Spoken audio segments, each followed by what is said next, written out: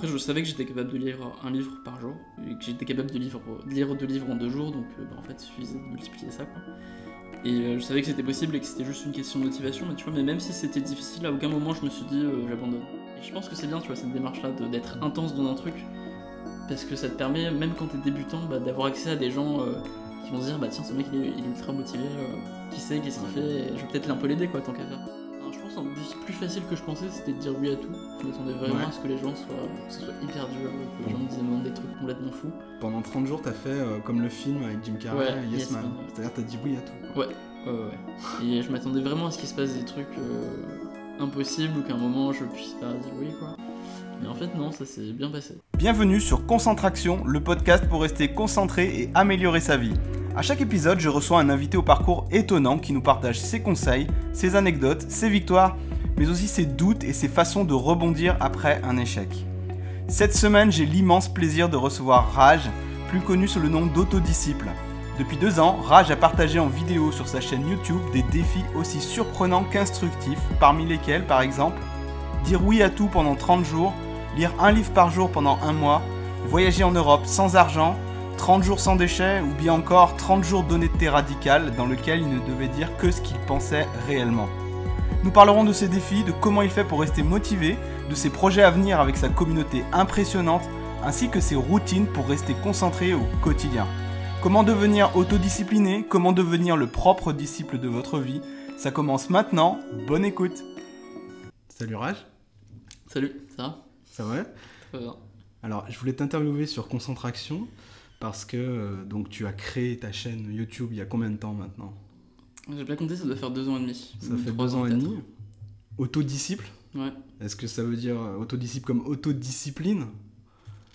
Il y a de ça, mais c'est pas que ça en fait, c'est plus le côté être son propre élève. Et donc, dans cette chaîne, tu t'es lancé pas mal de défis. Ouais. Est-ce que tu peux nous amener un petit peu... Est-ce que tu peux nous parler un petit peu de comment t'en es venu à créer cette chaîne et quel message t'avais, quel était son but ? Je pense que j'ai toujours été... Ça fait vraiment très longtemps que je suis intéressé au fait de faire des expériences, plus que des défis en fait, des expériences. Et je faisais des défis 30 jours vraiment depuis tout le temps, quoi, j'ai l'impression. Depuis que j'ai découvert le concept. Donc je sais pas, genre en 2008-2009 quoi. T'as découvert comment ce concept de Je défi l'ai 30 découvert jours ? par un blogueur qui s'appelle Steve Pavlina, qui a un blog qui s'appelle Le développement personnel pour les gens intelligents, un truc comme ça. Et en fait, il a beaucoup d'articles super intéressants, il fait plein d'expériences, genre dans les rêves lucides, ou voilà, des trucs comme ça, ou le sommeil polyphasique. Et donc il y a un article assez célèbre de lui qui s'appelle Les projets 30 jours, et en fait qui est inspiré du monde du software, où en fait souvent t'as accès gratuitement 30 jours à un logiciel, et ensuite tu peux décider de payer ou pas. Mais en fait lui proposait la même chose dans la vie, en fait pour tous les trucs qu'on veut faire, de juste essayer 30 jours, et ensuite décider si on continue ou si on continue pas. Et moi j'ai toujours aimé le concept, et puis après ouais je me suis dit que pourquoi j'ai commencé à faire des vidéos, j'ai eu la chance de rencontrer des gens qui gagnaient leur vie grâce à un blog écrit. Donc à la base je voulais un peu me lancer plutôt dans les blogs, mais quand j'ai commencé c'était un peu, c'est encore aujourd'hui un peu le début de YouTube en fait, les gens s'en rendent pas compte mais c'est encore un peu le début je pense, en tout cas de la vidéo sur internet. Ouais. Et j'étais plus à l'aise avec la vidéo qu'avec l'écrit. Je pense que c'était plus facile pour moi de faire des vidéos que d'écrire un blog, et du coup je me suis lancé dans la vidéo assez naturellement. Et puis assez naturellement j'ai fait des projets 30 jours quoi, parce que c'est un truc que j'aime bien faire, et j'ai réalisé que ça intéressait beaucoup les gens en fait, les projets 30 jours. Ouais, c'est un truc je sais pas, les gens s'intéressent beaucoup à ça quoi. Donc très vite, tu as eu l'idée de tes premiers défis. Ouais. Et tu peux nous donner quelques exemples de défis que tu as lancés assez vite après avoir lu les articles de Pavlina ? Premier gros... moi tout seul dans mon côté avant de filmer, il y avait un défi, c'était de faire au moins 5 rencontres par jour pendant 1 mois, pendant 30 jours. J'ai pas fait exactement ça, mais en tout cas ça m'a vraiment appris à sortir de ma timidité, parler aux gens quoi, simplement. T'étais timide ? Ouais, bien sûr. Et après j'ai fait d'autres choses par rapport à l'alimentation, le fait de mieux manger, le fait d'être végétarien, végétalien, de méditer aussi. J'ai fait pas mal de défis par rapport à ça, par rapport au fait de vouloir méditer tous les jours. Ouais, puis des choses comme ça quoi. Par rapport au sport aussi, j'ai toujours été dans cette optique-là. Et voilà. C'est marrant parce que tu dis que tu étais timide, mais tu as commencé par faire de la vidéo alors qu'il y a pas mal de gens, ils auraient peut-être préféré commencer par l'écrit. Ouais, mais en fait, paradoxalement, beaucoup de youtubeurs sont timides en fait, hein, si tu regardes bien. Ouais. Parce que c'est pas du tout la même chose de parler à une caméra que de parler à quelqu'un. Les deux sont quand même liés, tu vois, mais beaucoup de youtubeurs qui ont l'air très extravertis, très énergiques en vidéo, en fait, dans la vraie vie, sont plutôt timides et c'est un peu une manière de compenser. Et une manière de. Non, pas de compenser, c'est pas le bon mot, mais en tout cas, une manière de rentrer en contact avec les gens, mais plus facilement, tu vois. Parce que tu contrôles en fait la vidéo. Alors que dans la vraie vie, tu contrôles pas toutes les réactions des gens, etc. Ouais. Et est-ce que tu conseillerais aux gens, justement, qui sont timides, de tourner des vidéos, tout simplement? Est-ce que tu penses que ça pourrait les aider? Non, je conseillerais pas forcément ça. Moi, je l'ai fait parce que j'ai pris cette voie-là parce que j'étais plus à l'aise avec la vidéo qu'avec l'écrit sur internet. Et aussi, j'avais pris conscience aussi que la vidéo, ça devenait le format par excellence d'internet, alors qu'avant c'était l'écrit. Mais en soi, non, si t'es timide, juste va parler à des gens en fait. Si ça te pose un problème. Juste va parler à des gens, et c'est tout quoi, c'est tout ce que je conseillerais. Alors, t'as fait pas mal de défis 30 jours. J'imagine que tu as eu des périodes où tu étais super motivé, surtout au début, mais tu as peut-être eu également des périodes où c'était plus difficile.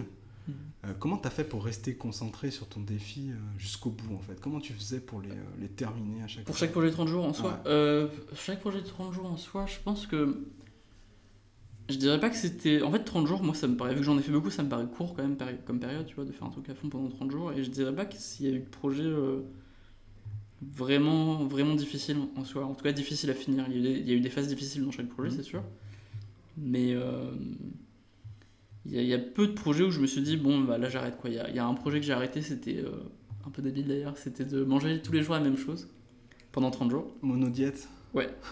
Non, en plus c'était même pas ça, c'était vraiment le même repas tous les jours, c'était pas juste manger de bananes, tu vois, c'était manger un repas commun tous les jours. Et ça j'ai pas réussi à aller au bout. Pourquoi? Je sais pas, je pense que j'étais pas assez motivé, puis en fait c'était, je sais pas pourquoi, je pourrais plus te dire maintenant, mais parce que je sais pas, c'était trop lassant quoi. Et puis en plus la tentation est vraiment très grande d'acheter n'importe quoi, n'importe où, tu vois, t'as plein de nourriture partout disponible. Ouais. Et aussi je pense que oui, ça avait pas vraiment de sens pour moi ce projet quoi, c'était un peu une blague quoi. Ouais, donc du coup je suis pas allé au bout. Mais non, à part celui-ci en vrai... Genre par exemple le projet 30 jours 30 livres était vraiment très dur.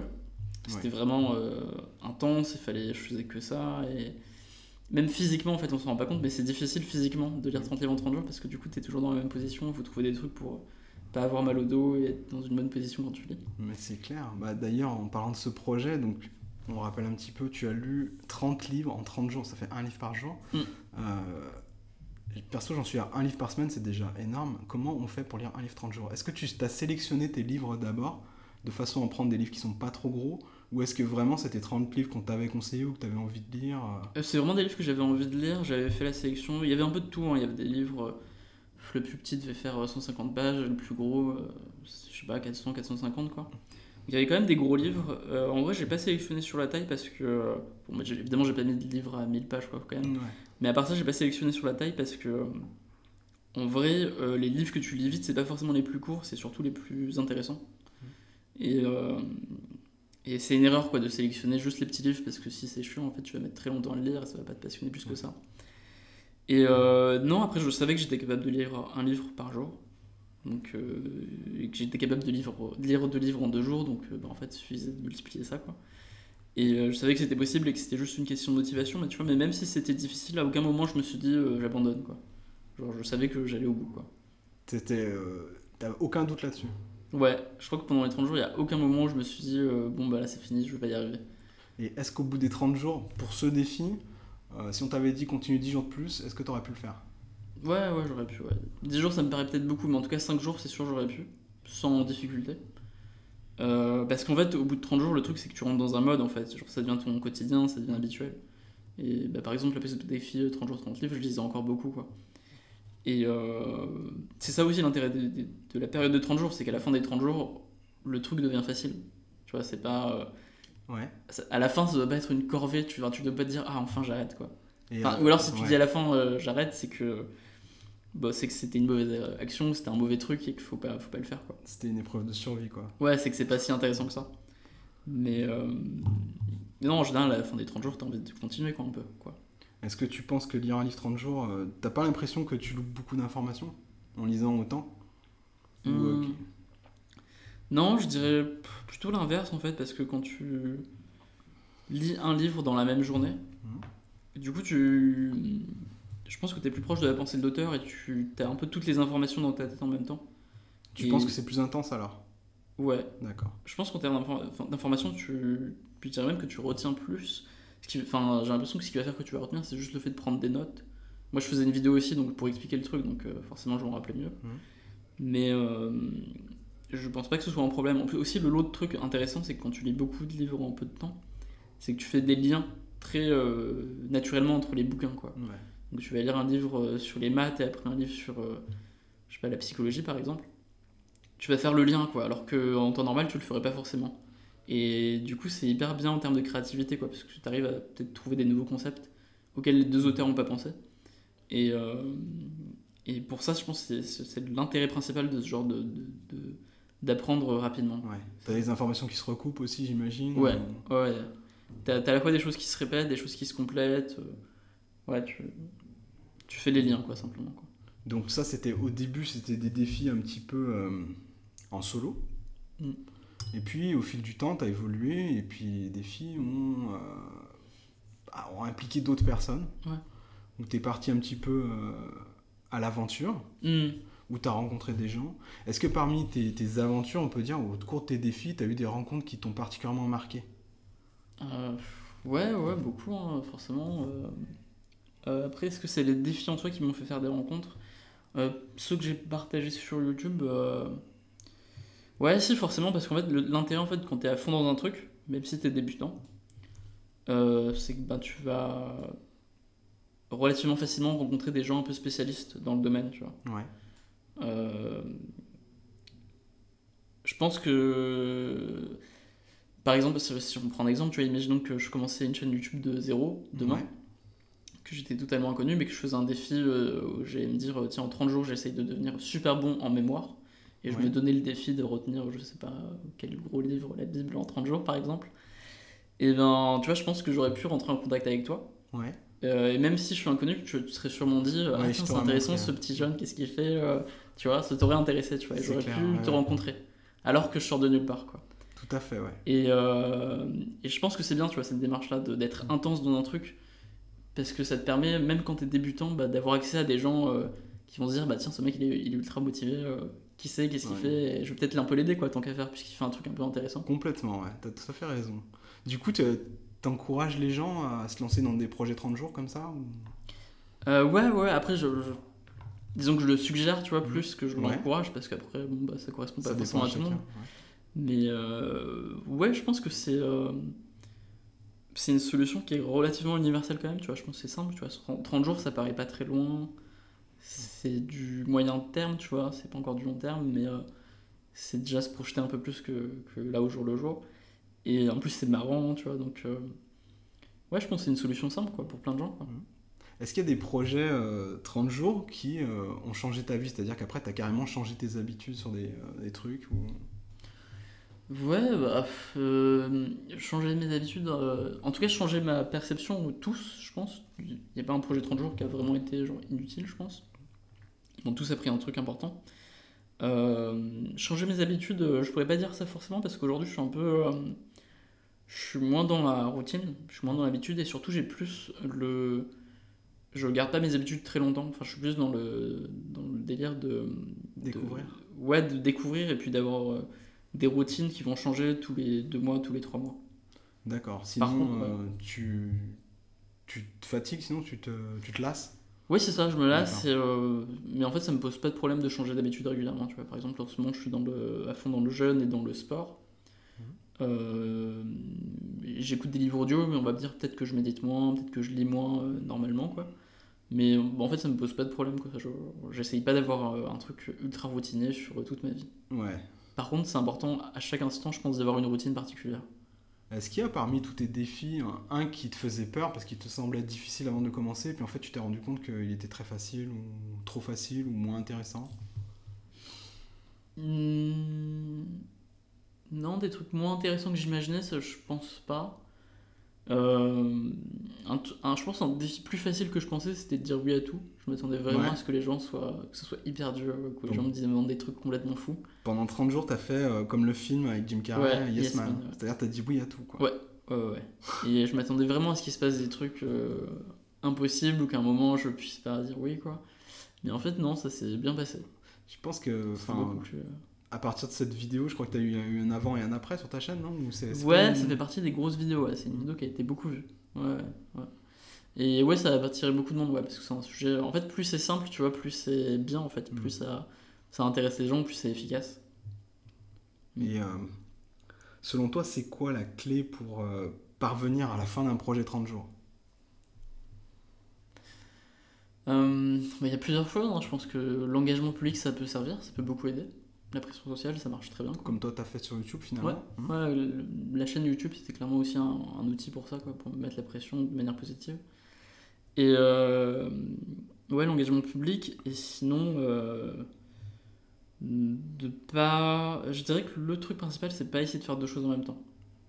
Avoir un seul projet 30 jours à la fois. Parce que moi, j'ai beaucoup essayé pour gagner du temps de Ouais. faire deux trucs en même temps, mais ça a jamais marché. C'est une mauvaise idée, quoi. T'es pas le premier à me le dire, ça, en Ouais. fait, en fait, il faut être monotage, quoi. Quand Ouais. tu décides d'être intense dans Ouais, quelque c'est chose vraiment comme ça. ça. Et pourtant, j'avais appris cette leçon, puis j'ai quand même réessayé en me disant bon, maintenant je peux y arriver, mais en fait, non, j'y arrive pas, quoi.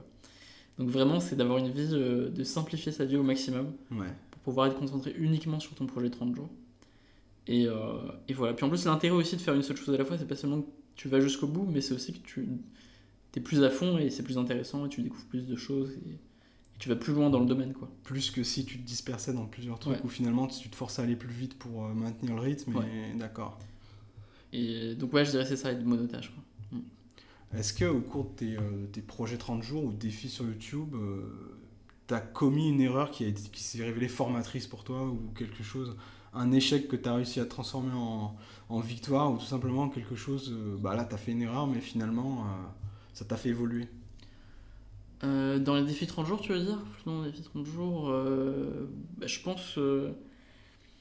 Ouais, il y a le fait de faire plusieurs choses en même temps. Je pense par rapport au sport aussi, j'ai été. C'est pas la bonne solution d'être intense, uniquement intense. Enfin, en tout cas, faut faire attention parce qu'il y en a plus de. Tu veux dire Je pense qu'on a plus de limites physiques, tu vois, que de limites cérébrales. ouais, intense, tu veux dire les limites physiques, t'as voulu absolument les dépasser, c'est ça? Ouais. Et du coup, j'ai dû arrêter de faire du sport pendant une certaine période après parce que j'avais toujours une douleur au poignet, tu vois, par exemple. D'accord. Et du coup, ouais, je dirais juste, tu vois, dans les défis 30 jours et les trucs intenses comme ça, il faut faire attention sur le sport et être beaucoup plus progressif là-dessus. On a plus de limites physiques que de limites intellectuelles finalement. J'ai l'impression. T'as gardé des séquelles? Tu me parlais de ton poignet. Non, Ouais, du c'est coup bon. là, ça va beaucoup mieux maintenant et là, j'arrive à. Du coup, là, je fais vraiment du sport intensément, mais je me suis mis vraiment très progressivement, quoi. C'était une fois par semaine, puis 2 fois par semaine, puis là, c'est quasiment tous les jours aujourd'hui, sauf un jour par semaine. D'accord. Donc, Mais je suis vraiment allé lentement et j'ai vraiment eu la discipline, dès que je commençais à avoir une douleur quelque part, de faire une petite pause, quoi. comment on obtient la discipline? Euh, Combien on devient autodiscipliné? Je pense que c'est un muscle, tu vois, c'est une habitude. Et après, c'est aussi beaucoup de. Tu vois, par exemple, sur le truc du sport, c'est beaucoup de leçons, quoi. C'est quand t'as eu une douleur et que tu vois, cette douleur était restée pendant quasiment un an, tu vois, tu te dis, bon, bah, faut pas que je recommence, quoi. Faut pas que je merde un peu. Donc, je pense que c'est l'apprentissage. Et surtout, je pense que la discipline, ça se résume beaucoup à la conscience, tu vois, le fait de savoir. Mhm. Et ça, tu le fais par l'expérience déjà. Mhm. Tu le fais aussi par la lecture, je pense beaucoup, tu vois. Par exemple, Ouais. un truc où c'est difficile d'être discipliné sur la nutrition, bien manger pour être en bonne santé. Moi, je trouve que le truc le plus efficace finalement sur la nutrition, bon, déjà, c'est l'environnement, tu vois, c'est d'être dans un environnement où tu vas pouvoir facilement cuisiner, ou alors autour de chez toi, vers des trucs où tu vas pouvoir bien manger, ou alors tu vas être entouré Oui. de gens qui mangent bien. Qui te stimule un petit peu finalement, Ouais. qui t'encourage un peu. Ouais, le premier truc, c'est ça, quoi, c'est l'environnement. C'est pour ça que c'est aussi difficile aujourd'hui, parce que tu vas partout, tu peux Ouais, manger n'importe quoi, c'est clair. c'est pareil, quoi. Et t'as pas des fruits et des légumes à disposition partout comme ça, quoi. C'est vrai. Contrairement aux sneakers. Et donc l'environnement, c'est la première chose. Et j'ai oublié ce que je voulais dire d'autre. Et oui, non, j'ai oublié. C'est pas grave. J'ai besoin de tes cours. C'était quoi ta question en fait initiale? Est-ce que en fait, moi j'ai oublié la question. Comment être discipliné? Oui, c'est ça, ouais. Je voulais dire. Parce que c'est une question totalement improvisée, quoi. Ouais, non, mais. Comment on devient un autodisciple finalement? Ouais, et l'autre truc que je veux dire, c'est que par exemple, par rapport à la donc l'environnement, tu vois, c'est important. Mais l'autre truc hyper important, c'est le savoir et le fait de lire des livres sur la nutrition. C'est le meilleur moyen de bien manger. Tu vois, par exemple, là, je suis très très rigide, tu vois, sur la nutrition. Je fais vraiment gaffe à bien manger. Mais c'est parce que j'ai lu récemment le livre How Not to Die du Dr. Greger, qui est un gros livre et qui te répète pendant tous les chapitres: si tu manges ça, bah, tu vas mourir 2 ans plus tôt. Si tu manges ça, tu vas mourir 3 ans plus tôt. Si D'accord. Et il te le répète pendant chaque livre, tu vois, pendant chaque chapitre. Et en fait, bah, le simple fait de lire ça, sans faire d'effort particulier, bah, en fait, naturellement, quand tu vas pas avoir envie de manger n'importe quoi, en fait. Tu vas avoir envie de bien manger, quoi. Est-ce que, en parlant de lecture, est-ce que tu étais un gros lecteur avant de commencer ton projet de 30 jours? Ouais. J'ai toujours aimé lire, ouais. Du coup, si tu devais conseiller un livre en ce moment, ou alors quel est le livre que tu recommandes le plus, que tu te retrouves par toi-même? Il y en a plein. Je pense qu'un livre je conseillerais un des livres que j'ai lu le plus, c'est The Effortless Life de Leo Babauta. Ok. Après, c'est un livre que je recommande en ce moment, mais il y a peut-être des périodes où je vais moins le recommander, mais je pense vraiment que c'est un livre intéressant. Donc c'est un livre qui, en gros, le sujet du livre, c'est le fait de ne pas avoir d'objectif, et le fait d'être zen, et le fait d'accepter, et le fait d'essayer de ne pas faire d'efforts. Ok. En résumé, c'est ça. Et je pense que c'est vraiment intéressant parce que c'est vraiment un contre-courant de à peu près tout. C'est clair. Peu de gens disent ça. Et donc c'est très stimulant intellectuellement, et surtout c'est un peu une application concrète, on va dire, de l'idée de s'accepter, de ne pas faire d'efforts et d'être heureux simplement. Et en fait d'être conscient que cette voie-là, elle peut aussi t'amener à faire des choses intéressantes, à faire des choses qui t'amusent, à faire des choses dans lesquelles du coup tu vas être créatif et productif parce que ça t'intéresse, tu vois. Et je pense que c'est un truc intéressant, tu vois. Et c'est aussi sortir un peu de ce paradigme où l'autodiscipline, c'est un truc de violence contre soi. Ouais. Alors qu'en fait, non, c'est un truc de conscience de ce qui est bien, de ce qui est pas bien, quoi. Et juste, quand on est conscient, tu fais les choses bien. Et t'as pas besoin de te mettre des coups, tu vois. T'as juste besoin de... Enfin, c'est juste rationnel, en fait, de bien manger, de méditer, de faire du sport. C'est juste un choix rationnel. C'est pas une violence qu'on doit exercer contre soi, je pense. Ouais. Donc je pense que c'est un des livres que je conseillerais le plus, tu vois. En tout cas, moi, je le relis souvent. Et il est court en plus, il est facile à lire. Tu es plutôt papier ou numérique? Je préfère les livres papier. Voilà. Tu es plutôt audio ou livre papier? Les deux, j'ai du mal à dire. Ça va dépendre des livres, en fait. D'accord. Genre, il y a des livres que je vais avoir besoin tu vois, qui me répètent un message, ou c'est des livres assez simples, où je vais les préférer en livre audio. Par contre, si c'est intelligent, qu'il y a des idées nouvelles et qu'il faut se concentrer, je vais préférer le papier. Ouais. Ou alors si c'est un roman, je vais préférer le papier aussi. How Not to Die, tu le conseillerais en audio alors? Ouais, audio c'est bien. Ouais. D'accord. C'est un bon livre audio. Ouais. Donc, tu lis beaucoup, et au bout d'un moment, il arrive ce qu'il arrive quand on lit beaucoup, on a envie d'écrire un livre, parce que c'est ton projet là du moment. Ouais. Tu as décidé de mettre fin à tes activités YouTube, mais en tant que hôte principal, c'est-à-dire que les gens, si je comprends bien, ils vont continuer à proposer leur projet 30 jours sur ta chaîne. Ouais. Tu vas les valider, tu vas leur faire bénéficier de ta visibilité. Ouais. Et toi, pendant ce temps-là, tu as décidé d'écrire un livre. Tu peux nous en parler un petit peu plus? Ouais. Ben, le bouquin, en fait, le sujet du bouquin, le titre, c'est Ne travaillez jamais. Donc j'ai lancé un financement participatif. C'était un peu provoque. Oui, un peu, toujours. Et il a été précommandé par 1000 personnes. Et le sujet du bouquin, il y a plusieurs angles en fait. Ça va être à la fois les gens qui ont des business en ligne automatisés ou en partie automatisés.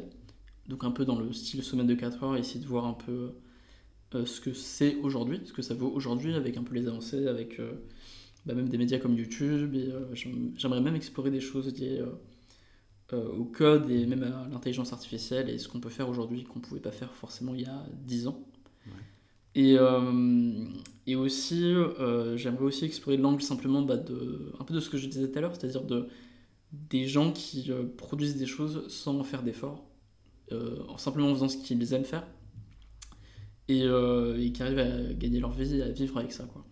Et j'aimerais aussi explorer, j'explore déjà tout le monde alternatif qui est assez loin du monde entrepreneurial, bizarrement, mais qui est le monde des gens qui se débrouillent pour vivre avec un minimum de moyens, sans argent, et en dehors du système, donc que ce soit dans le domaine du squat, de la récup, et ce genre de choses, et même des voyages sans argent, des gens qui font du stop et ce genre de choses. Comme tu avais fait toi-même, justement, ouais. L'un de tes derniers défis. Ouais, parce que c'est des trucs très liés, quoi, en fait. Entre le fait de vouloir gagner beaucoup d'argent et le fait de vouloir avoir moins besoin d'argent, finalement, c'est de la même chose, c'est un besoin de liberté. Et je pense qu'on peut lier les deux, quoi. Donc, tu as commencé à écrire ce livre il y a combien de temps maintenant ?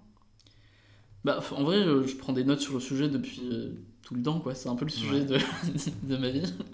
Mais comme c'est le sujet de la vie de plein de gens, je pense, tu vois. Donc, ça fait vraiment très longtemps que j'ai beaucoup de notes là-dessus. Mais là, depuis quelques mois, ça va faire 3-4 mois, je suis vraiment dans les rencontres et la sélection de projets, le lancement de projets. Et j'essaye de lancer les projets de manière anonyme au début. Parce que, évidemment, là, je pourrais très facilement créer plein de boîtes avec mon réseau et les gens qui me suivent. Tu as certaines notoriétés que tu as acquises au cours des dernières années sur YouTube, par exemple, ça serait facile de lancer un truc et puis de bénéficier d'un public qui est déjà là, finalement. Oui, bien sûr. Ce serait pas intéressant en termes d'apprentissage entrepreneurial. Donc, je fais des choses en sous-marin, on va dire. Je comprends tout à fait. D'ailleurs, tu as commencé à écrire ton bouquin. Est-ce qu'il y a des moments où tu décroches un peu, tu as envie de moins travailler sur le projet ? Si ces moments arrivent, comment tu fais pour te remettre à la tâche ? Justement, en fait, moi, de manière générale, mon mode de fonctionnement, quand j'ai pas envie de faire quelque chose, c'est de pas me forcer à me remettre à la tâche, mais peut-être essayer de le rendre plus intéressant. Souvent, et plus compliqué aussi. Des fois, ça marche, tu vois. Donc, essayer de faire un truc plus original, tu vois. D'accord. Et là, pour l'instant, par rapport au bouquin et aux expériences, ça m'est pas du tout arrivé de... T'as un exemple pour illustrer un petit peu Dans le montage, par exemple, c'est vraiment un truc que je faisais beaucoup. Le montage vidéo le montage vidéo. Parce que le montage vidéo, ça peut être très répétitif, tu vois, ça peut être très chiant. Et en fait, je sais qu'il y a beaucoup de gens qui aiment bien ma manière de monter, comment j'utilise les musiques, etc. Mais en fait, la raison pour laquelle je monte comme ça, c'est principalement parce qu'en fait, c'est ennuyeux le montage. Et parfois, je vais m'ennuyer dans mon montage, je vais être en train de me couper, mettre des images, je trouve ça un peu chiant. Et en fait, ce qui va rendre le truc intéressant, c'est que je vais aller chercher des musiques qui sont bien par rapport à ça. Et donc ça va me remettre dans l'ambiance, tu vois, de bien monter. Je vais peut-être tourner un nouveau plan, je vais peut-être trouver des images d'archives un peu marrantes, je vais peut-être faire un peu de dessin sur mes vidéos, un peu de dessin animé qui va rendre le truc un peu fun. T'innoves en permanence, en fait, c'est ta façon. C'est ça. Mais tu vas toujours vers des trucs que tu ne sais pas déjà faire. Ouais, clairement. D'accord. C'est ça qui est intéressant, en fait. Tu te challenges un petit peu, finalement. Ouais, d'accord. C'est ça, ouais. J'essaie de me demander comment je peux rendre ça intéressant. Enfin, qu'est-ce qui pourrait m'intéresser là-dedans, quoi. Et du coup, ça augmente considérablement ton temps de montage, non ? Ouais, bien sûr, ça augmente le temps que tu passes à monter. Mais en fait, c'est agréable, tu vois. C'est un truc que j'aime bien. T'en ressens plus d'accomplissement, finalement. Ouais, bien sûr. Parce que du coup... En fait, quoi que tu fasses, si tu le fais de manière artistique et créative, ça peut pas être ennuyeux, en fait. Donc toi, t'es pas du genre à avoir une routine qui t'aide à être plus créatif, non, pas vraiment. C'est de changer pas vraiment, par exemple, et d'aller vers la nouveauté et quelque chose qui t'intéresse un petit peu, que t'as envie de maîtriser, finalement. Ouais, c'est ça, ouais. Par exemple, tu vois, le livre, ça pourrait être ennuyeux, par exemple, si je me mets à écrire et que je décris juste les expériences comme ça, de manière, on va dire, normale, quoi. Je sais que si à un moment ça m'ennuie, je pourrais décider de tout reprendre sur un ton plus narratif, plus romancé, plus, tu vois, peut-être plus drôle, tu vois, ou essayer de faire des trucs que j'ai pas l'habitude de faire et qui vont juste rendre le truc plus intéressant pour moi et plus challengeant pour moi. Et je sais que ça va pas être ennuyeux comme ça, quoi. Donc c'est un peu ça ma technique, en fait, de discipline. Ouais, c'est toujours, en fait, rester affûté. Ouais. Enfin, toujours stimulé par la nouveauté, finalement. Ouais, c'est ça. Ouais, que ça t'évite de tomber dans une routine. T'es pas du genre à faire toujours la même chose les matins au même moment, sauf dans le cadre d'un projet. Non. Ou alors c'est parti, comme tu disais tout à l'heure. peut-être pendant 3 mois, tu vas faire de la méditation, peut-être à la même heure, puis après, tu vas changer complètement, tu vas prendre un autre rythme. Est-ce que tu sais aujourd'hui, sur ton projet de livre, qu'est-ce qui le rend en plus au niveau créatif que les autres ? Qu'est-ce qui le rend plus créatif que les autres projets de livre ? Est-ce que tu as déjà un truc dans ma tête, je suis assez ambitieux en fait. Je veux faire à la fois un truc qui ait une approche, tu vois, par rapport aux entreprises. Ce que je veux vraiment faire, c'est vraiment tester des hypothèses. Tu vois, je veux pas faire juste le truc d'interviewer des gens qui ont réussi dans leur domaine, parce que je pense que ça suffit pas. Tu vois, je pense qu'il faut aussi Enfin, c'est un concept. C'est comme ça les que hypothèses, c'est très scientifique en fait dans l'approche. Ouais, on peut pas dire que c'est scientifique, mais c'est le concept à la base de la science, quoi. C'est pas juste regarder les choses de manière narrative dans le passé et dire ah bon bah c'était comme ça avant donc ça marche comme ça, mais tester la prédictibilité de tes théories. C'est ça en fait. Donc tu vas de la science. Donc tu vas mettre en pratique ce que tu vas interviewer par exemple. Ouais, tu vas mettre en pratique ce qu'ils ont mis en place. Et pouvoir évaluer moi-même. Par exemple, le nombre de projets qui réussissent, le nombre de projets qui ratent, tu vois, pour voir si vraiment mes hypothèses, mes théories sont bonnes. Tu vas être un peu le crash test entrepreneurial. Ouais, c'est ça, parce qu'à ma connaissance, il y a pas trop de... Enfin, je vois pas trop de ressources qui vont dans ce sens-là. C'est plus des savoirs qui sont pris de manière narrative, quoi, de manière dans le passé. Et donc, il y a cet aspect, on va dire, scientifique, même si c'est pas le mot... qui m'intéresse et que je veux mettre dans le livre. Mais en fait, je voudrais aussi que le livre soit intéressant d'un point de vue... qu'il soit bien écrit, en fait. Que ce soit intéressant, que ce soit des belles histoires, que ce soit... Et ouais, qu'il y ait du style, en fait, dans l'écriture. Ouais. Parce que j'adore les romans, j'adore la littérature à la base. Donc je pense que j'aimerais faire les deux en même temps. Et donc, du coup, c'est ultra exigeant. Mais c'est ça qui rend ça bien pour moi, quoi. Oui, c'est ce qui va faire aussi que tu vas faire un bon livre et qui va prendre du temps, à sortir, mais c'est aussi le projet dont tu seras peut-être le plus fier, parce qu'il laissera une trace. YouTube aussi, ça laisse une trace, mais c'est peut-être pas la même chose. Je pense qu'il y a pas mal de gens qui te demandent des conseils et tout au niveau de YouTube, au niveau de tes activités. Quel est, à ton sens, le pire conseil que l'on puisse donner à un jeune qui vient de sortir de l'école et qui a envie de se lancer dans une activité créative ou dans une activité entrepreneuriale? Quel est le pire conseil selon toi qu'on pourrait lui donner? Ou que tu entends déjà? J'ai du mal à dire pire conseil. Il y a des choses qui te font bondir? Non, je pense un truc qui m'ennuie un peu, c'est qu'on... Il y a un peu on peut pousser un peu les gens à justement à travailler beaucoup et à faire beaucoup d'efforts et à faire ce qui est difficile, tu vois, et un peu c'est une sorte de un peu ce message qui est répété beaucoup. Et du coup il y a pas mal de gens qui vont par exemple faire beaucoup de vidéos, beaucoup d'articles, beaucoup de choses et ça va pas marcher, il va pas y avoir de résultats. Mais ils vont quand même continuer un peu sur la même voie en se disant que en fait dans la vie limite dans la vie il faut souffrir, il faut je vois tout à fait, il faut galérer, etc. Parce que forcément tu vois les entrepreneurs et les artistes ils aiment bien raconter ça a été leur traversée du désert et tu vois je travail pense pas que ce soit un résultat égale souffrance absolument. Après, il y a une part de vérité là-dedans, tu vois, mais je pense pas que ce soit la bonne manière de penser, tu vois. Je pense qu'il faut accepter de galérer, il faut accepter de pas avoir de résultats, il faut accepter que des fois tu souffres, tu vois, dans ton travail. Mais, tu vois, de le valoriser, je pense que c'est vraiment une très très mauvaise voie. Ouais, d'accord. Je pense vraiment qu'il faut garder en tête qu'il faut que tu minimises ça, tu vois. Faut le fuir autant que possible, tu vois. C'est pas une bonne chose de souffrir, c'est pas une bonne chose de galérer, c'est pas une bonne chose de... Et il faut être affolé par ça, tu vois. Faut se dire, non, c'est pas normal, quoi. Genre, même, si ça fait 1 an que tu fais un truc, ou même 2-3 mois, et qu'il se passe rien, et que ça marche pas, et que t'es en grosse galère, faut changer quelque chose, tu vois. Et donc, peut-être le conseil que je donnerais pas, c'est souffrir, no pain no gain, tu vois, ce truc-là, quoi. Ouais, tout à fait. Je dirais vraiment jamais ça, quoi. Et du coup, à l'inverse, quel conseil tu donneras à quelqu'un qui a envie de se lancer, qui est débordant de motivation et qui a envie d'avoir peut-être pas ton parcours, mais qui a envie d'avoir un parcours qui le fasse vibrer, quoi.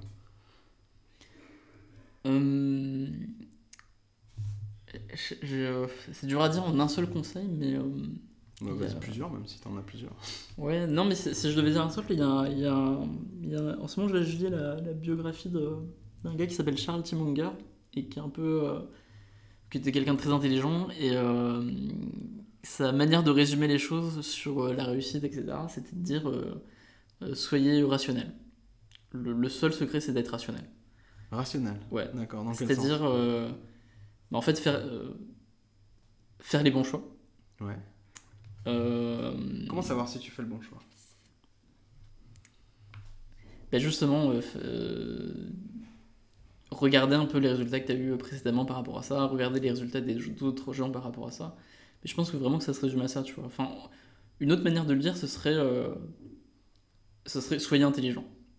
En vrai, tu vois, si t'es je pense pas que ce soit vraiment possible d'être un artiste ou un entrepreneur très intelligent qui ne réussit pas. Je pense pas que ce soit possible. Et quand tu dis ça, et donc la clé, ça pourrait être genre être intelligent. Mais quand tu dis ça, ça peut paraître un peu violent parce que t'as tendance à te dire, bah il y a des gens intelligents et il y a des gens bêtes. Mais je pense pas en fait. Je pense que vraiment, ce que j'appelle être intelligent, en vrai, c'est un truc qui s'apprend. Et ça se résume beaucoup à être rationnel. Tu vois, par exemple, toi, tu t'enseignes la mémoire, et la mémoire, c'est une grosse partie de l'intelligence déjà. Une autre grosse partie, c'est la rationalité. Le fait de pas avoir des... de bien raisonner, quoi, tout simplement, quoi, d'être logique. Pas avoir des raisonnements qui sont trop teintés par les émotions, par exemple. C'est ça, par exemple. Les émotions, souvent, le truc qui nous influence et qui nous rend très irrationnels aussi, c'est les croyances des autres gens autour de nous. Être capable d'avoir du recul sur elles et se dire, bon, bah ça, c'est cloisonner faux, en fait. un petit peu. Ouais. De les accepter parce qu'elles sont là, Ouais. mais pas de te laisser influencer, Ouais, pas c'est de ça. les absorber également, quoi. Ouais, c'est ça. Ne pas aussi avoir... un truc qui nous rend aussi très irrationnel, c'est d'avoir des identités. Tu vois, se dire... moi, je suis quelqu'un qui pense comme ça, donc sur tous les sujets, je vais avoir une croyance cohérente avec mon identité. Donc c'est vrai pour tout le monde, hein. C'est évident pour les gens qui sont très engagés en politique, tu vois. Ouais. Je dis pas qu'il faut pas être engagé en politique, mais tu vois, mais si t'es, on va dire, d'extrême gauche ou d'extrême droite, a priori, tes croyances sur tous les sujets sont un peu moins rationnelles que si t'étais apolitique. A priori. Ouais, complètement. Ouais, je vois ce que tu veux dire. Après, tu peux être très engagé tout en gardant une lucidité et une méfiance par rapport à tes propres croyances, tu vois. Et de la même manière, même dans les régimes alimentaires, hein, tu vois, quelqu'un qui est végétalien par exemple, et moi-même je le suis en ce moment, je sais que quelqu'un de végétalien, a priori, il est moins rationnel que tout le monde sur l'impact sur la santé de l'alimentation, des produits laitiers ou de certains trucs, tu vois. Même si ça veut pas dire qu'il a tort, etc. Mais je sais qu'il va être moins rationnel, tu vois. Et de la même manière, quelqu'un qui a fait de son identité le fait de manger de la viande tous les jours, qui est à fond là-dedans et qui est genre dans un truc paléo par exemple, je sais qu'il est moins rationnel que les autres. Peut-être qu'il a raison sur tout, hein, mais son identité va un peu le gêner dans sa manière de raisonner. Comment tu réagis justement quand t'as quelqu'un qui a des croyances comme ça, irrationnelles, complètement à l'opposé de toi en fait, de ce que tu es ou de ce que tu vis je suis pas trop je débat pas particulièrement, tu vois, je suis pas dans la confrontation parce que justement j'essaye de... Pour moi, justement, une de mes définitions d'être intelligent et rationnel, c'est justement d'écouter les gens et d'accepter et de se dire tiens, ce qu'ils disent c'est sûrement un peu vrai. Et de prendre un peu de ce que la personne raconte, quoi. Mais je t'avoue que je sais pas comment réagir, quoi. Ça m'est déjà arrivé d'avoir des gens qui me disent qui sont genre respirianistes, tu vois, c'est le fait qui sont respiriens. C'est les gens qui mangent pas, des gens qui pensent qu'on n'a pas besoin de manger, tu vois. D'accord. Bon, le mec qui m'a dit ça en particulier, il buvait une bière au moment où il me racontait ça, quoi. Mais il était vraiment convaincu, par exemple, qu'on pouvait ne pas manger dans la vie. Et bon, bah... Et comment tu fais pour... je sais pas comment réagir, parce que d'un côté, j'ai envie d'écouter, de me dire, bon, bah... Il y a un truc intéressant à prendre, mais d'un autre côté, c'est complètement faux, puis c'est dangereux pour lui, quoi. Donc, non, j'avoue que je sais pas trop comment réagir. Comment gérer les deux en même temps, tu vois, parce que ouais, des fois il y a des choses qui sont juste fausses, tu vois, il faut juste les contredire. Mais non, je t'avoue que je sais pas, je réagis pas tellement en fait, genre juste j'écoute, quoi. Tu écoutes, tu absorbes ce qu'il y a à absorber, tu jettes ce qui n'est pas bon à manger, entre guillemets, puisqu'on est dans la métaphore. Je pense qu'il y a il y a une méthode, je pense, qui marche bien. Parce que tu vois, il y a beaucoup de gens qui sont dans la contradiction, qui sont dans le débat rationnel, tu vois. Et, euh, et je pense que c'est ni bien pour l'interlocuteur, qui du coup va se braquer, ni bien pour toi, parce que du coup, tu vas pas écouter les choses intéressantes de cette personne. Je pense qu'une bonne manière de challenger, tu vois, la personne en face, qui par exemple te dit que les reptiliens contrôlent le monde, c'est pas de l'attaquer, c'est pas non plus d'acquiescer, mais c'est d'aller plus loin qu'elle, tu vois. C'est de vraiment. Mais je le fais pas encore, hein, donc c'est un truc auquel je réfléchis. Mais c'est de dire. Je sais pas, que non, les reptiliens sont contrôlés par les pieuvres, tu vois, j'en sais rien. Et essayer d'aller plus loin que la personne et mettre la personne dans un état d'esprit où c'est elle qui devient rationnelle par rapport à toi. Tu vois, et lui faire comprendre que c'est le même problème en fait. Tu l'as déjà testé ça ? Non, c'est théorique pour l'instant. Ouais, je serais vraiment intéressé de savoir. Mais j'ai tendance à croire que c'est peut-être ça la solution pour challenger les gens sur leur irrationalité. Quoi qu'il en soit, et c'est un peu ton état d'esprit, tu vas tester. Oui, c'est ça. Tu testes les choses quoi qu'il en soit. Donc, est-ce que tu as des conseils à donner pour rester concentré ? Pour pas te laisser distraire. Le principal, ce serait de faire des trucs que tu aimes bien faire. Des trucs qui te passionnent, tu vois. Par exemple, si t'aimes faire plein de trucs. Parce que tout à l'heure, justement, tu disais, ouais, mais à un moment, j'ai eu tendance à vouloir faire plusieurs projets en même temps et tout. Donc, c'est d'autres choses que tu avais envie d'aimer. C'est d'autres choses que tu aimais. Justement, tu vois, par exemple, sur le fait de vouloir faire plusieurs projets en même temps, c'était plutôt des projets qui m'intéressaient moins. Et si je me concentre sur les projets, ou alors des projets qui étaient pas assez challengeants. D'accord. Et je pense que, ouais, par exemple, dans la lecture, je pense que si tu te concentres uniquement sur les auteurs que tu adores, t'as pas de problème de concentration, tu vois. Ouais. Et moi, ce qui a fait que que j'ai beaucoup lu quand j'étais plus jeune, c'est que j'abandonnais beaucoup de livres qui m'intéressaient pas et je cherchais vraiment des livres qui me passionnaient, dont j'aimais bien le style de l'auteur. J'étais à fond et j'arrivais à lire facilement, en fait, je me forçais pas du tout. Et petit à petit, tu as élargi un petit peu tes styles de lecture ou t'es toujours plus ou moins resté dans le développement personnel Non, à la base, j'étais pas du tout, ça m'intéressait pas du tout. À la base, c'était plutôt les romans qui m'intéressaient. Ouais. J'avais même un a priori très négatif sur le développement personnel, tu vois. Mais après, il y a quelques livres qui sont un peu différents, qui sont plus travaillés, que je trouve vraiment bien. Mais ouais, je dirais que c'est. Je pense qu'on est. Même les gens qui ont des gros problèmes de concentration peuvent être très concentrés sur un petit nombre de choses. Et je pense qu'il faut commencer par ça, quoi. Et après, peut-être naturellement, ça va s'étendre à tout le reste. Donc, imaginons que ma passion, c'est les jeux vidéo. Comment je fais pour rester concentré et faire des trucs créatifs et en même temps qui apporteraient quelque chose aux gens ? Sur les jeux vidéo, je sais pas, tu vois, mais peut-être le fait de créer des jeux vidéo toi-même, tu vois. Ça peut être une solution. Mais après, ouais, je sais pas, peut-être qu'il y a d'autres choses que les jeux vidéo qui sont passionnants aussi. Des fois, il faut juste essayer, tu vois. Moi, dans la lecture... Tester. Ouais, moi, dans la lecture, je cherchais vraiment, j'attendais vraiment de trouver des auteurs que j'adorais, quoi. Et des fois, ouais, il faut longtemps chercher, quand même. Est-ce qu'il y a un auteur que t'adores par le style d'écriture ? Moi, mon auteur préféré dont j'ai tout lu, c'est Huysmans, Joris Karl Huysmans. Un auteur français du 19e. Et ouais, c'est un auteur que j'aime bien. Selon toi, le livre idéal pour changer sa vie ? Sauf celui que tu as cité tout à l'heure. J'ai du mal à dire. Il y a un livre que je conseille souvent, c'est Willpower Instinct de Kelly McGonigal, qui parle vraiment de la science de la volonté. Énorme. Écrit par une psy, qui est bien écrit en plus, qui est assez drôle. Avec beaucoup d'humour. Ouais. Et ouais, c'est un peu la référence. J'ai lu pas mal de trucs sur le sujet et c'est vraiment le meilleur. C'est le plus intéressant. Et ouais, ça, je pense, ça peut changer la vie de pas mal de gens, je pense. Parce que tu prends conscience de comment ta volonté, elle est affectée par tout ce qui est justement environnement extérieur. Ouais. Et tu réalises que tu peux avoir un pouvoir dessus, ce qui est quand même bien, quoi. Tu réalises que tu peux avoir un pouvoir dessus, que tu peux avoir plus de volonté, quand on a plus que tu imagines. Ouais, aussi. Est-ce que tu aurais d'autres conseils à partager à nos auditeurs qui aimeraient être plus concentrés, tout simplement accomplir plus de choses et qui à chaque fois commencent les choses et puis n'y vont jamais jusqu'au bout ? Finalement, se sentent un peu frustrés. Ouais, cette frustration d'aller jusqu'au bout. Je pense qu'un truc qui aide bien, c'est, en tout cas pour moi, qui m'a peut-être un peu permis de régler ce problème, c'est l'engagement public. Ouais. Par exemple, ma chaîne, quand je me suis lancé, je me suis dit, je me donne 1 an pour essayer d'atteindre 100 000 abonnés.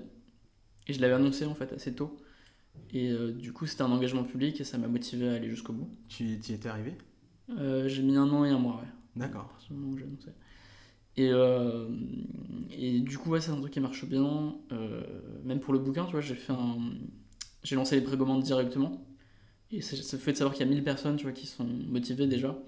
Ça marche bien pour moi pour me pousser à faire les choses un peu plus rapidement, quoi. Donc l'engagement public, ça t'aide à finir les choses finalement Ouais. dans lesquelles tu te lances parce que ça t'implique un peu plus, tu te sens Ouais. un peu plus impliqué dans ce que tu fais. Ouais. Maintenant, imaginons une autre forme de déconcentration ou celle où tu as envie de faire un truc absolument génial mais tu sais pas par où commencer. Parce qu'il y a tellement de choses, donc du coup ça rend ton idée ou ton rêve ou ton projet complètement... Enfin, t'es submergé quoi. Comment tu sais pour déterminer quelle est cette première étape? Bah, je pense moi, un truc que j'ai appris qui m'a bien aidé par rapport à ça, bah, c'est que des fois, il faut juste le faire au hasard. Faut pas... les livres de Nassim Taleb sont pas mal là-dessus, que ce soit Black Swan ou Antifragile ou ce genre de choses. C'est qu'on sous-estime l'importance du hasard dans la vie et les bienfaits du hasard. Et parfois, quand tu sais pas par où commencer, bah, en fait, c'est pas grave, quoi. Juste suis ton intuition ou alors tire à pile ou face et fais un premier truc. Et puis ça va s'arranger, en fait. Les choses n'ont pas besoin d'être... justement, les choses n'ont pas besoin d'être rationalisées à 100%. T'as pas besoin de faire la chose la plus efficace en premier. Et une partie d'être rationnel, c'est accepter de faire des choses irrationnelles parfois. Parce que le temps que tu passes et l'énergie que tu passes à faire quelque chose de parfait, bah, en fait, ça diminue ton efficacité, en fait. Parfois, il faut faire les choses à l'arrache, au hasard, sans réfléchir. C'est la chose la plus rationnelle. Ça, c'est difficile de faire entendre ça à quelqu'un qui est un peu perfectionniste et qui a tendance à se dire « Mais attends, il faut que je finisse ce détail, parce que sinon, ça va pas être bien. Je vais proposer quelque chose qui va pas être... » Bah ça, c'est intéressant, parce que c'est vraiment, tu vois, un exemple d'irrationalité, tu vois, dont je parlais tout à l'heure, mais c'est spécifique parce que c'est une irrationalité qui prend la forme d'une approche rationaliste et intelligente et logique. Alors qu'en fait, non, ça l'est pas du tout. Tu vois, faut être apprendre perfectionniste, finalement, t'es en train de dire, c'est être quelque part irrationnel, quoi. Ouais, et en fin de compte, c'est pas du tout... Enfin, on appelle ça le perfectionnisme, mais en fait, c'est pas du tout perfectionniste, tu vois. Ouais. Parfois, pour viser la perfection, bah, parfois, il faut aller vite, il faut être flou, hasardeux, et tâtonner, tu vois. Ouais. Et c'est un mauvais nom, en fait, le perfectionnisme. En fait, les perfectionnistes et le perfectionnisme, en fait, c'est quasiment une maladie mentale, en fait. Tu vois, c'est quasiment un rapport à la réalité qui est faux. Tu vois, qui te dit faut que je passe 1 heure pour choisir la bonne couleur de truc. Ouais. C'est pas du perfectionnisme, en fait. C'est que t'as un problème, en fait. C'est que tu te trompes, en fait. C'est une erreur. Et ouais, je dirais que c'est ça, être capable d'être lucide, quoi. Prendre du recul sur ça. Comment tu pratiques le fait de prendre du recul sur toi-même, sur ce que tu fais, Comment tu prends du recul, toi, par exemple? Je pense que les trucs les plus efficaces, c'est la lecture et la méditation. Quand tu lis régulièrement, tu médites. Je dis souvent à mes lecteurs, c'est bien de méditer, j'interviewe même des spécialistes de la méditation, mais toi, comment tu fais pour méditer, en fait? Comment je fais je reste sur des trucs très basiques. Vraiment, je m'intéresse beaucoup à la méditation zen, en fait, et c'est des trucs vraiment juste, t'es assis, moi je me mets en lotus, et tu fermes les yeux, et t'attends 10 minutes ou 20 minutes. Ou alors plus souvent quand même, j'ouvre les yeux et je regarde un point fixe. D'accord, donc tu médites les yeux ouverts, en fait. Ouais, d'accord. Ouais, je préfère. Et voilà, et c'est tout. Il n'y a pas d'autre truc. Waouh. Et d'être statique, ne pas bouger. Ne pas bouger du tout. Ouais. D'accord. Ouais. Après, là en ce moment, je commence à vraiment plus explorer la respiration, etc. Mais ouais, j'aime bien. Respiration dans le sens cohérence cardiaque? Je sais pas, c'est quoi la cohérence cardiaque? C'est quoi ce genre que tu observes la variation cardiaque en fonction de la respiration? Modifier tes battements cardiaques. Non, ça peut-être que je le ferai un moment, ouais, mais ça pourrait être intéressant. Non, c'est plus des trucs liés à la méthode Wim Hof ou alors des trucs liés à la chaleur, la méditation, tout beau, les choses comme ça. Je pense que c'est assez intéressant, quoi. Ouais, c'est clair. D'ailleurs, Wim Hof, mes lecteurs connaissent bien parce que j'ai déjà eu pas mal de. J'ai déjà fait partager pas mal de ressources dessus. Cool. Le temps passe, Raj. J'étais très heureux d'avoir fait cette émission avec toi. Ouais, bah moi aussi, c'était cool. Si les gens ont envie de continuer à suivre tes aventures, où est-ce qu'ils devraient se rendre sur la planète web? Je sais pas. À vrai dire, je suis un peu off, donc j'ai plus aucun réseau social, donc non, ils me retrouveront pas. Ils te retrouveront pas du tout? Peut-être dans la rue s'ils me croisent, mais... Non, si vous voulez vraiment me suivre, la newsletter, c'est autodisciple.com/lettres. Et à un moment, quand même, tu proposeras aux gens qui s'inscrivent à ta newsletter d'acquérir ton livre sur lequel on parle depuis tout à l'heure. Ouais, bien sûr. Mais disons qu'avant quelques temps, il n'y aura pas trop de contenu qui va sortir. Et c'est voulu. Raj, je te remercie. Bah ouais, c'est moi qui te remercie. À bientôt. Salut. Merci beaucoup d'avoir écouté ce podcast. S'il vous a plu, vous pouvez m'aider maintenant en vous abonnant et en me laissant un avis 5 étoiles bien sûr. Cela permet de faire découvrir le podcast plus facilement et qu'il soit plus visible. Si vous voulez me suivre sur les réseaux sociaux, pensez à vous inscrire sur Facebook, la page Potion de Vie, sur mon blog potiondevie.fr où vous pourrez télécharger des extraits de mon dernier livre et sur mon compte Instagram Jean-Yves Ponce, Ponce. Un grand merci à vous et à la semaine prochaine pour le prochain Concentraction.